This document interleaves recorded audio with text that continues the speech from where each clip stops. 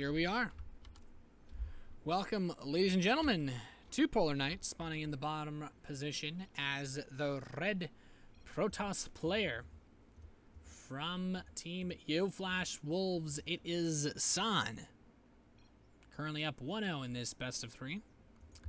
His opponent in the top position as the blue Zerg player from Team Quantic Gaming. It is none other than HyuN, who is playing out of the Take TV house in, I think it's Krefeld, Germany. My pronunciation is tragic as always as an American, but it's okay. Pylon in the main base being produced by San, so I can only assume that his intentions are to do some variety of gateway expand once again, as we saw him do on the last map. So we'll have to see what exactly he's going to do, if he's going to actually change up the build itself. He got a very nice read on HyuN's double hatchery before spawning pool with the Dark Templar attack. And like I said, it was a bit of a mind game type situation. It's not something you can do every game. The reason it worked is San showed 2 sentries. He had only 2 assimilators. It didn't seem like he had enough.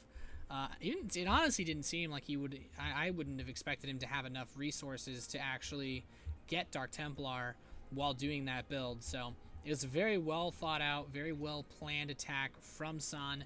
HyuN, hatchery first. Looks like he actually scattered around a lot, checking for proxies. This is kind of interesting. I don't see too many proxies on this map. This is a very good cannon rush map, from what I've heard. So I guess it's always good to check for things like that. But Cybernetics Core coming in for San. Yeah, I don't expect anything other than a gateway expand from our Protoss player. He has a 1-0 lead. There's no reason to do anything absurd when you're ahead in a best of 3 like this. He has a long way ahead of him. He still has to play Jaedong if he wins this match. And even then, he'll have to play against either HyuN again or Zanster if he loses versus Jaedong. But as the pro moves out to scout, we actually have a double hatchery before spawning pool again. Double hatchery, then gas, then pool for HyuN. And HyuN is just, he's just playing a very, very greedy style. He's not worried about aggression. You know, I almost feel like I could say it's like HyuN just doesn't care.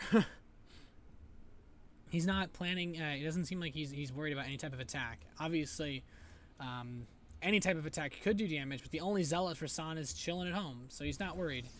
Now the Zealot steps out a bit, but I'm wondering if that's just because of the scout that he got, and he wants to move out with the Mothership Core as well. He sees that hatchery, so that is what triggered the Zealot to move out with this Mothership Core. So we're going to see San try to do a little bit of damage, try to do something to punish this. On Polar Knight, there's a very long distance between the natural and the third base. Even a queen from the natural or main is going to take a long time to get to that third. And he actually decides to pull back, which is pretty interesting. I guess he's kind of saying to himself he doesn't actually think he can do any damage. But he's going up to 4 gateways. He's got a 4th one tucked behind the mineral line. This Overlord gets a scout. This actually looks exactly like what he saw in game number 1. So he hasn't learned anything. But there's only 1 geyser being mined from. So San's going to have a lot of mineral income. We see the Warp Gate research being chrono boosted. I think this is just going to go for a big 2-base attack. HyuN sees this Zealot. I wonder if he just assumes there's a pylon there because the Mothership Core comes into view as well. And yeah, there's the Overlord. He comes in and he has to know now, but is he going to be able to defend this third base? He just has Queens and a few Zerglings. Zergling speed is about a minute away, maybe 40 seconds away now. 12 Zerglings are being produced. How much does he commit? A couple Zerglings try to sneak their way into the natural, but Sentry and Zealot deny that very nicely. Another Zealot and a Stalker get warped in for San. He's just trying to warp in as much as he can. I think his goal here, just force as many units as possible. And he has. He's forced so many Zerglings. This is actually really funny because he doesn't have enough to fight this, and I actually expect to see him just recall out of here. There's no need to engage versus this, but he's going to keep warping in Zealots. Very nice actual engagement for San.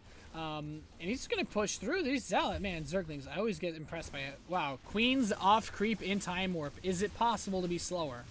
More Zealots being warped in. San just seems to be in a fantastic position at the start of this game. This third hatchery is not doing anything at all. He got a little bit of extra units out from the larva that was injected on it, which is nice, but he's losing a lot of resources trying to defend this base, and HyuN's just pumping out pure Ling. I think these Zerglings are either going to counterattack or try to pick off the pylon, but won't get either. He's just going to try to engage this horse. I think he wants to attack him as the broodlings come out of the dead hatchery, but very smartly, San waits for the hatchery. He waits for the Zerglings to die, and then he's going to kill the hatchery. And this is really nice because now he doesn't have to fight the Zerglings and the broodlings at the same time. This queen is so low on hit points. I don't know what HyuN's going to do. All he has are Zerglings versus Zealots. Zerglings versus Zealots. This is a bad setup to be in. There's so many Zealots here that can fight with this force. HyuN has to pray. He needs to go for a full surround and pray because there's more Zealots being warped in by San, and he is just bringing it. GG from HyuN. A very greedy play punished by the very, well, aggressive attack from San here, giving him a 2-0 win to go on and face Jaedong in the winners match.